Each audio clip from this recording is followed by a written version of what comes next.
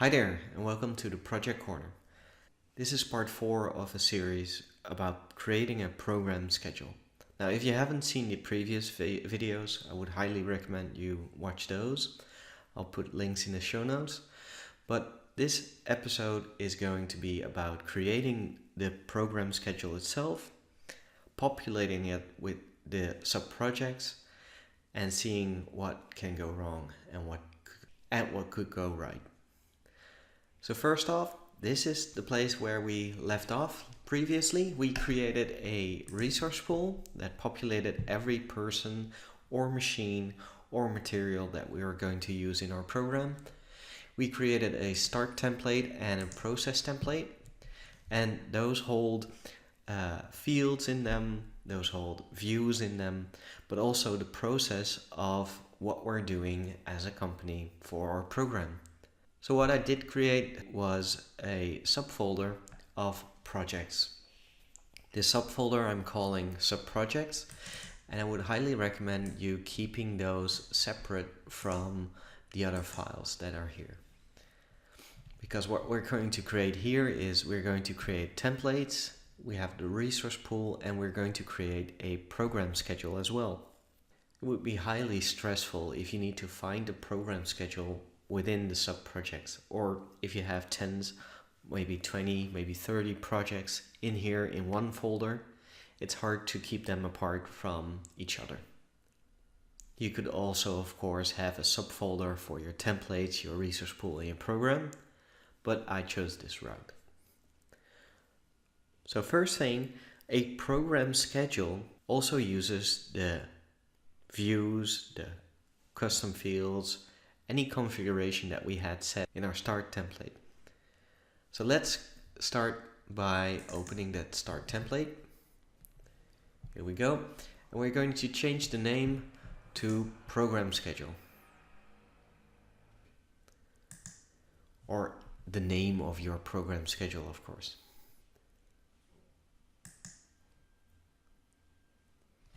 So we're going to set it next to the resource pool. I'm going to call mine Program X. So what we see now is that the name of the project is called Program X, and there's nothing in here except for the fields that we have created previously, and we have our program Gantt, and if we will look into the resource pool, into the resource sheet, we would also see our different values here. So here's role and offices. Those are fields that we created within the templates and that we're going to use in our reporting later in the next video. So let's return to our program Gantt.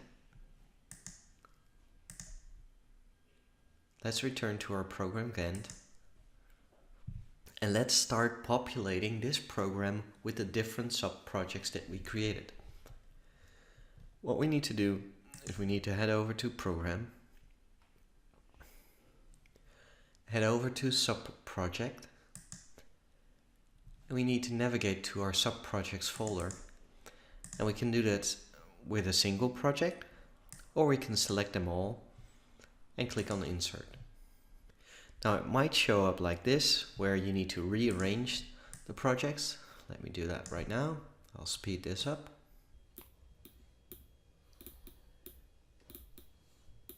And now our program has project 1 to 5 all selected in here. Now we can select one of the projects and we can navigate to View, Entire Project. And here we see different gray bars for the summary tasks. Now notice that there's also a green icon in front of the projects.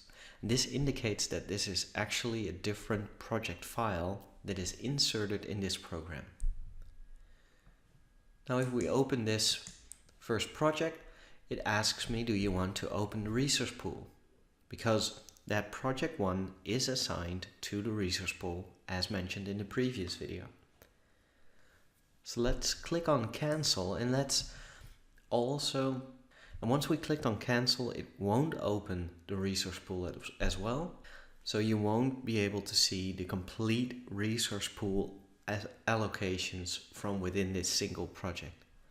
Let's make sure that the resource pool is also linked. So what we need to do now is we need to go to resource pool. We need to open it as a read-only file so that it can be linked to this project. And let's go to the program X. Let's collapse everything. And let's click on resources, resource pool, share resources. And it will use the resources from the resource pool. Now, right from the start, you might not want to use resources within the program schedule, but let's, for instance, say that we're going to do program management within the project, within the program schedule. So let's create that task. We'll call it PM work, and we'll let it have a couple of weeks.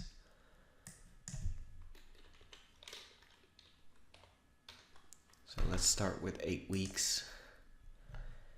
And we'll have the program start actually in October, because the rest of the projects are starting there as well. So let's head over to project information, and let's start in October. So now what we see is we have the different projects, and we have our PM work. We can actually extend this task as well. And we can just make it a bit less. See that it is 19 weeks, so let's make it 19 weeks here as well. So now the PM work is as long as the rest of the projects here. Now each of these files is an individual project schedule, and as long as the icon doesn't show a red marker, this project actually can be managed from within the program schedule. So let's first start by saving this project. It will ask us, do we want to save project 1 and all the others, because there has been a change, it has been entered within a program schedule. Let's just hit yes to all. And here it says, okay, well, you have the resource pool open. Do you want to save that file as well? Okay, so we have this project saved now. Let's head over to project 1. Let's open this project and let's say, okay, well, there's phase 1 and phase 2. And task 4 has a duration of 1 week. Now if we increase this project and have that task be 3 weeks, that will actually increase the work that Eric needs to do, of course, and he's already over allocated. But let's see if that situation also trickles down to the exact project. So let's close the program for now. And here we have the program X project here. And let's head over to sub-projects and project 1.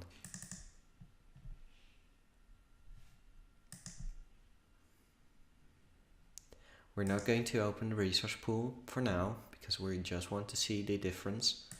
And if you had a keen eye, you all would already have seen that this now is 3 weeks instead of the original 1 week. Now if we change this back again to 1 week, and we save the project file, and we close this one up, we can navigate back to our program schedule and see if that change also changed the project. I'm not going to open the resource pool for now. Oh, well, I am going to open the resource pool, because otherwise it will ask me every time I open the sub-project. So let's open that. And we'll open up project 1, and it will navigate And it will show you that task 4 actually takes 1 week again.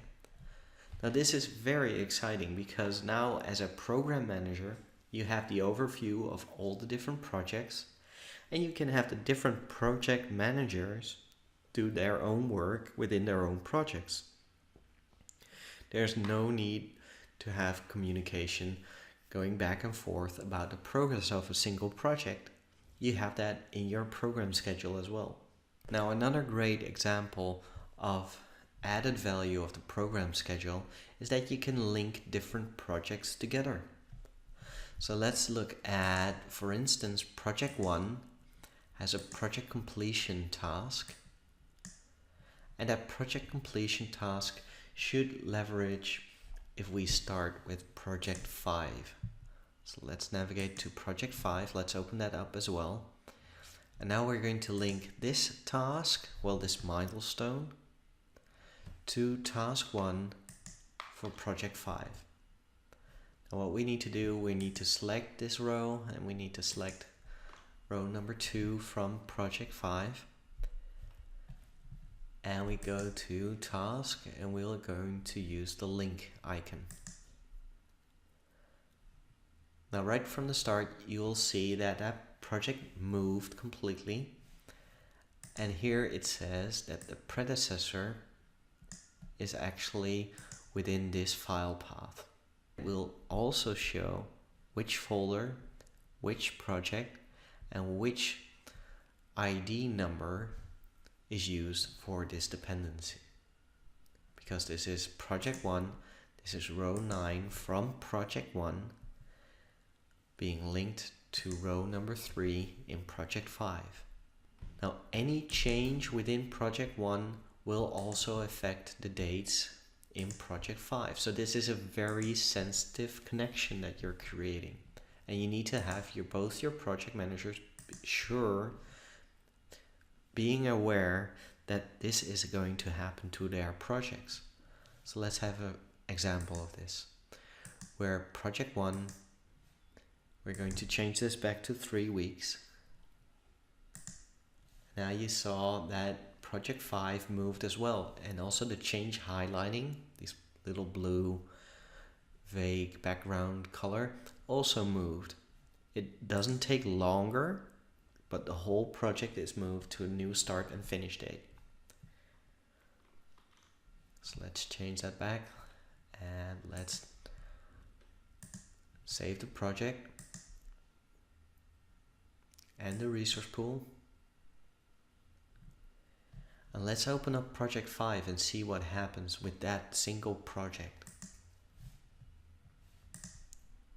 So here is project 5. When I open it, there will be a new dialog box coming up after I open the resource pool, obviously. Well, currently it doesn't show the different the different menu, but let's navigate to the entire project. And here we see a ghost milestone. And this ghost milestone actually comes from project 1. We can see that if we have the column called project on. Here we see the file path, and it says subprojects project 1. So it is linked.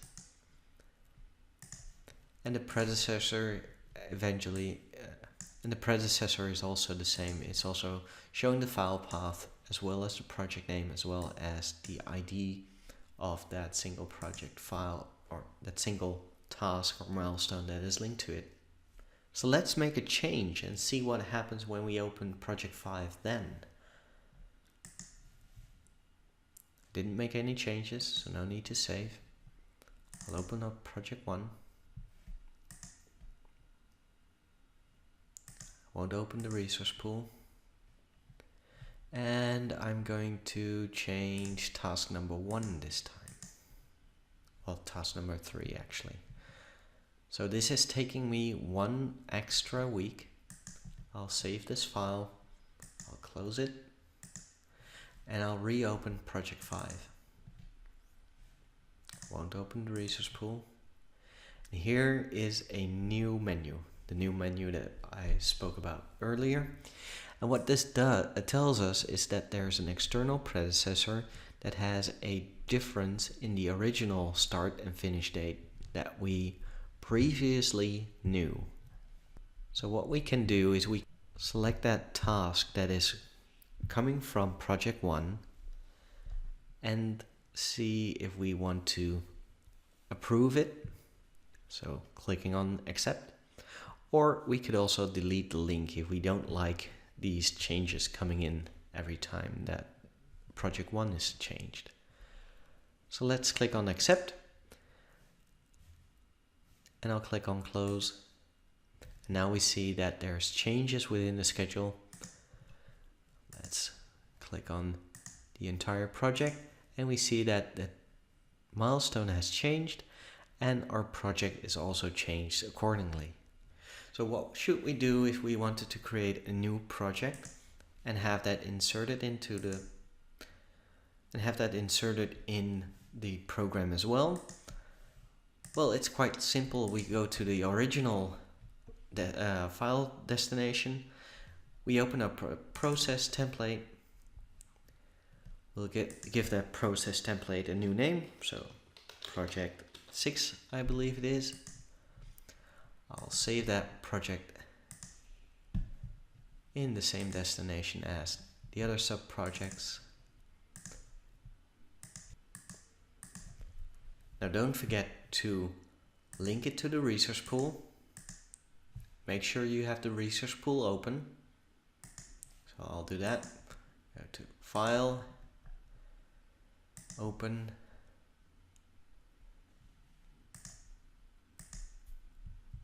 And I'll navigate to the resource pool. I'll open it as a read-only file. No need to have it as read-write. You'll see that there are a whole lot of resources over-allocated. We'll get back to that in a moment. And we'll go back to our project 6. Click on resources, resource pool, share resources, and select the resource pool. And we're going to give it a couple of assignments, of course, to have that already over-allocated resource pool stressing out a bit more. Now we have these resources in here because we have the resource pool in there as well. And let's move this project and set it at a later start date in October or November. Let's do November. Click on OK. Now here we have our nice little schedule. We'll give it a reasonable amount of duration because one day just doesn't cut it for this project 6. So here we already see that Pete and Will are over allocated in this project. So we might be able to move this project to a later start date. Let's have it 2 weeks later and see if we're still over allocated. Okay, well, we fixed Pete. And again, we're seeing this over allocation because the resource pool is open and we see all the assignments that come in from the other projects as well. So let's see if we can have this task a bit later, like 3 weeks later. Whoa, it's a whole lot. 3 weeks later. And it's still over allocated. So maybe we shouldn't change the actual start date of this task, but maybe we should leverage Will's capacity. So let's head over to details. We'll set this to a fixed work task. So 160 hours needs to be done, but let's have him do it in 40% of his capacity, meaning that it will take 2 days a week, and he's still over allocated. So maybe Will is a bit of a stressed out person. We'll have a look at the resource pool later today. So let's save this project and let's head back over to the program file. So let's close this project. Yes, I want to save it. And let's open up the program file.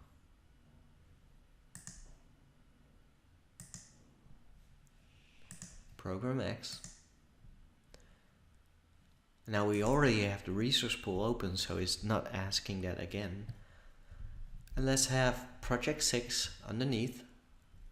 Project, subproject. Head over to project 6 and insert it. Now keep in mind, it is best practice to have a baseline there. I didn't put it in here. I did, however, do that with the different other projects. And as you can see here, there's already slippage. But keep in mind, the program schedule has its own baseline. So let's create a baseline which has the PM work in here, as well as the different projects. So project, set baseline, and click on OK. Now there is a program management baseline, which is very useful for the reports that we're now going to look into. So with all these projects in here, with the resource pool open, with our PM work in here as well, we have everything set for nice reports. So let's head over to project reports and let's navigate to dashboard, for instance, where we have a cost overview. Wow. Right from the start, we see that there is no deviation from the baseline because we just set it. And project 4 is our most expensive project. We also see that there's a steep increase in costs, and then it is steady for the rest of the time. And also we can see that there is a nice overview of actual costs by project, because that is the level 1 within the schedule. Let's see if there is another nice report that we can see. Let's head over to resources and let's see the resource overview, where we see who is the most stressed out resource. Well, that was Will, of course, and Eric. And we have our hours remaining, which is equal to the hours remaining in the different projects. Another report that would be interesting to see is the overallocated resources, where we see peak resources that are overallocated and for how many hours they are overallocated. So there's a small overallocation for Pete, but most of the time it's Eric within these 4 days, and Will has a consecutive overallocation of 3 hours a day. We can also head over to cost and the cash flow. And we can have that cash flow not in quarters, but let's, for instance, set that to months. And this gives us a nicer overview of the cost allocation. So there's no more cost in December, January, February. And that's it for creating a program schedule. A couple of things to keep in mind: the program schedule has its limitations. I've worked with program schedules a lot, and what I've seen happening is that the system does slow down with more than 90 projects and 30 very active resources within the resource pool. So as long as you are within those boundaries, you should be okay with creating a nice program schedule. If you go past that, you might want to have a look at systems such as Project Online or Project Server, because that includes way more power than the single desktop Microsoft project file that you have created here. Next time we're going to do another deep dive into reports. We're going to create our own reports. And after that, I'm going to have a closer look at changing this program schedule. For instance, what happens when you have additional custom fields, additional views? How do you incorporate that within the program schedule? So with that, this was creating and populating the program schedule. If you liked the video, please hit that like button, and maybe you would also like to subscribe to the channel.